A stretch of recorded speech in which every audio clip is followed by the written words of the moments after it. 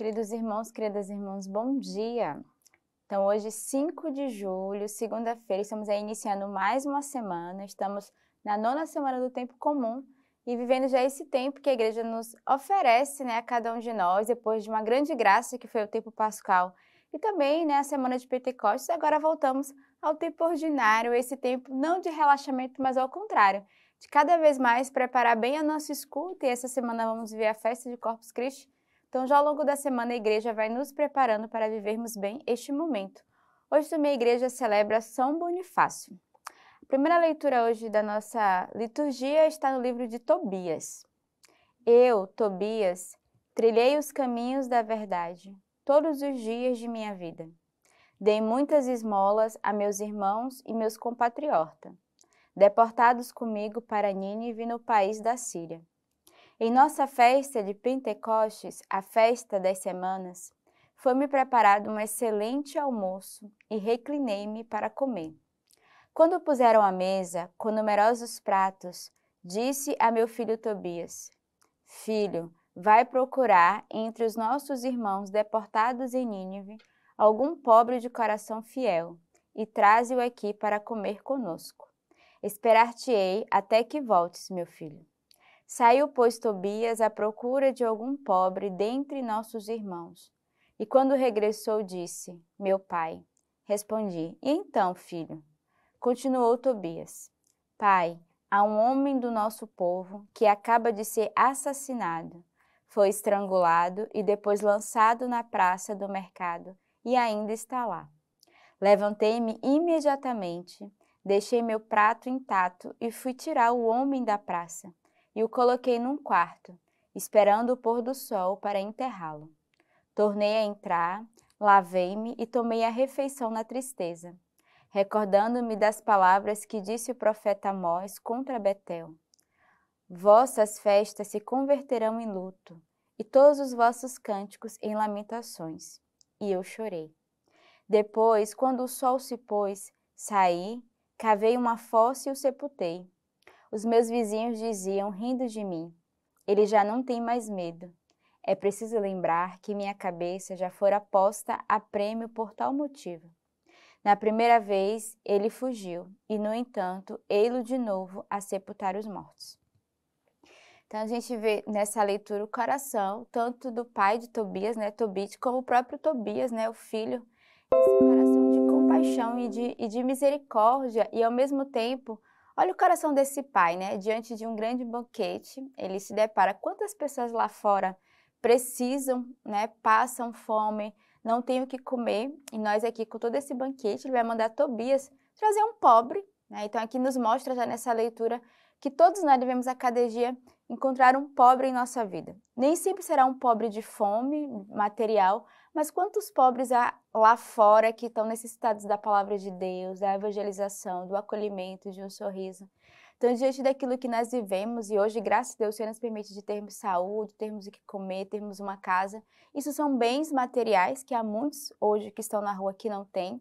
E às vezes nós não podemos dar esse acolhimento, não podemos fazer esse ato de caridade em nossa casa. Mas você pode sim estender uma mão a um pobre, que está à sua volta, perto da sua casa, do seu trabalho, ou que você conhece, mas também aquele pobre de alma batida, que sofre hoje as angústias, que vive, desolados na tristeza.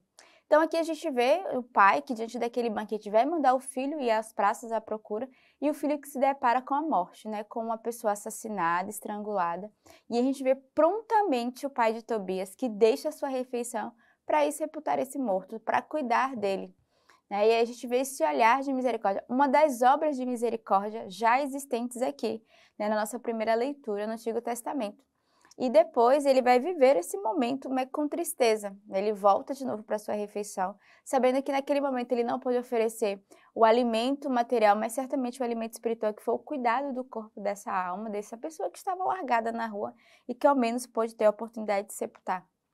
Então, neste dia, a leitura de hoje vai nos dizer qual é o pobre que o Senhor nos envia a cuidarmos hoje, Qual é o pobre que o Senhor quer que cada um de nós estenda a mão? Às vezes é o pobre aquele que está ao seu lado, é o seu esposo, é a sua esposa, são os teus filhos, É aquele colega de trabalho, é o teu irmão de comunidade, aquele que caminha contigo, que hoje também vive uma pobreza, talvez material, e que nós podemos ajudar de diversas formas, mas também espiritual, né? Esse vazio existencial, essa falta de Deus, essa falta de evangelização. O salmo de hoje é o Salmo 111. Aleluia, feliz o homem que teme ao Senhor e se compraz em seus mandamentos. Sua descendência será poderosa na terra. A descendência dos retos será abençoada. Na sua casa há abundância e riqueza. Sua justiça permanece para sempre. Ele brilha na treva como luz para os retos. Ele é piedade, compaixão e justiça. Feliz quem tem piedade e empresta, e conduz seus negócios com justiça. Eis que ele jamais vacilará. A memória do justo é para sempre. Então, o Salmo é essa continuação dessa primeira leitura, né? Feliz aquele que tem piedade, que tem compaixão do outro, né? Que tem compaixão daquele que está ao nosso lado. E aí o salmista vai nos lembrar que devemos ser felizes porque nós tememos o Senhor. Então, aquele que teme o Senhor deve ser feliz de fato de estar diante do Senhor e temê-lo e, sobretudo, de honrar o próprio Deus. E aí a leitura vai dizer, na sua casa há abundância de riqueza, sua justiça permanece para sempre. Ele brilha na treva como luz para os retos, ele é piedade, compaixão e justiça. Então o Senhor é essa piedade, essa bondade, essa compaixão, essa justiça, onde cada um de nós também somos chamados a exercer uns com os outros. Feliz quem tem piedade e empresta e conduz seus negócios com justiça. Então, peçamos ao Senhor essa graça nesse dia, sermos piedosos, não uma piedade devocional, mas uma piedade de um coração que reconhece ser pequeno, ser fraco, ser frágil, mas que também somos chamados a exercer essa piedade, essa compaixão, essa retidão, como diz o próprio Salmo, e essa justiça uns com os outros. O evangelho de hoje é o evangelho de São Marcos. Jesus começou a falar aos sumos sacerdotes, mestre da lei e anciãos em parábolas. Um homem plantou uma vinha, cercou-a de uma sebe, abriu um lagar, construiu uma torre. Depois disso, arrendou-a a alguns vinhateiros e partiu de viagem. No tempo oportuno, enviou um servo aos vinhateiros para que recebesse uma parte dos frutos da vinha.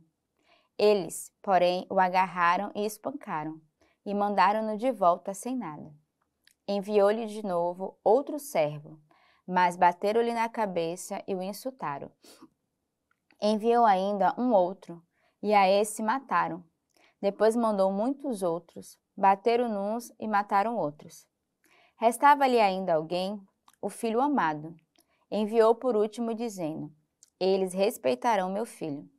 Aqueles vinhateiros, porém, disseram entre si, este é o herdeiro, vamos matá-lo e a herança será nossa. E agarrando, mataram-no e o lançaram fora da vinha. Que fará o dono da vinha? Virá e destruirá os vinhateiros e dará a vinha a outros?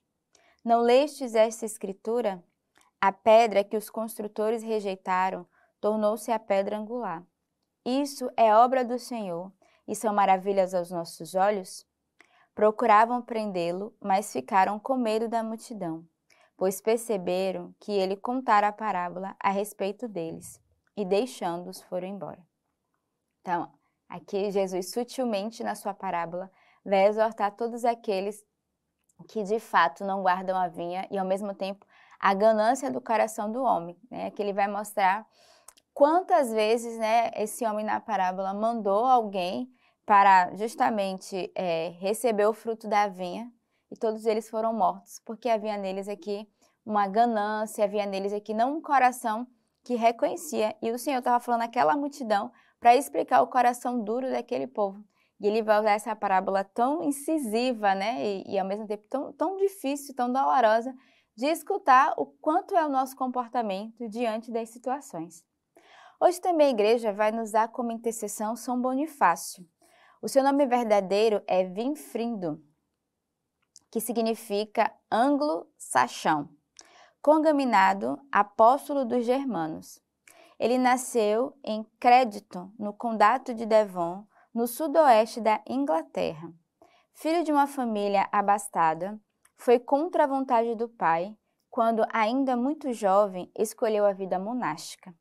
Estudou teologia no mosteiro beneditino, perto de Exeter, e tendo por mestre nesse último o abade Wimbert, e acabou tornando-se professor no mosteiro. Foi ordenado padre aos 30 anos. Escreveu a primeira gramática de latim produzida na Inglaterra.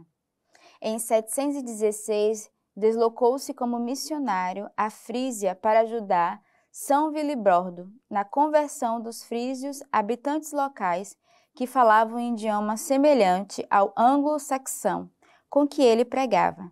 Mas os seus esforços redundaram em nada, a partir do momento em que ele se declarou a guerra entre Carlos Martel, prefeito do Palácio do Reino. Então a gente vê aqui Bonifácio, esse homem que lutou, né, contra a guerra, mas um homem de um coração que se dedicou aos estudos, ao ponto que ele escreveu em latim, né, a primeira gramática produzida na Inglaterra. Então, um homem de grande inteligência, mas com um coração muito bom. E hoje nós devemos pedir a intercessão dele, né? O próprio nome, né, Bonifácio, já nos faz lembrar a bondade. Então, possamos decidir um coração de bondade para começarmos bem essa semana, preparando o nosso coração para vivermos essa festa do corpo e o sangue de Cristo em que iremos celebrar nessa quinta-feira. Então, tenhamos uma bela semana e que Deus os abençoe.